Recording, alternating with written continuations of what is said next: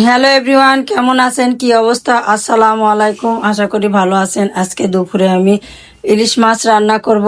আর বাজার থেকে ইলিশ মাছ নিয়ে আসছে। সেই ইলিশ মাছগুলো ধুয়েছি, কুটে পরিষ্কার করে নিয়ে এসে ভাজার জন্য রেডি করে নিয়ে আসে। এই যে একটা কড়াই উঠে দিছে, কড়াইয়ের মধ্যে কিন্তু আমি এখন এই ইলিশ মাছগুলো ভাজতেছি, দেখতেই পাচ্ছেন।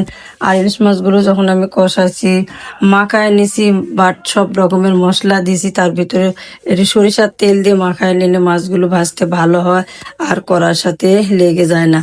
এই জন্যে আমি আগে থেকে যখন মাছটা কষাইছি তখনই সব মশলা এক জায়গায় মিক্সচার করার সময় সরিষার তেল দিয়ে মাখায় তারপরে যে ভাজিছি, দেখেন ভাজিটা কত সুন্দর হয়েছে। অনেকে মাছ ভাজে, মাছ খুলে খুলে যায়, কিন্তু দেখতে ভালো লাগে না। কিন্তু আমি মাছ এবং মাছের ডিমগুলো যে ভাজতেছি অনেক সুন্দর হয়েছে, কিন্তু একটা মাছও কিন্তু মাছের গায়ে থেকে খুলে যায় না। আপনারাও চাইলে ঠিক এইভাবেই মাছ ভেজে নিতে পারেন। আর মাছগুলো এইভাবে মাখায় নিলে ভাজলে খুব সুন্দর হয়। আর মাছটা একটা মাছও ভাঙে না। যাই হোক, আজকের মতো আমার মাছের ভাজাটা কেমন হয়েছে? আল্লাহ হাফিজ।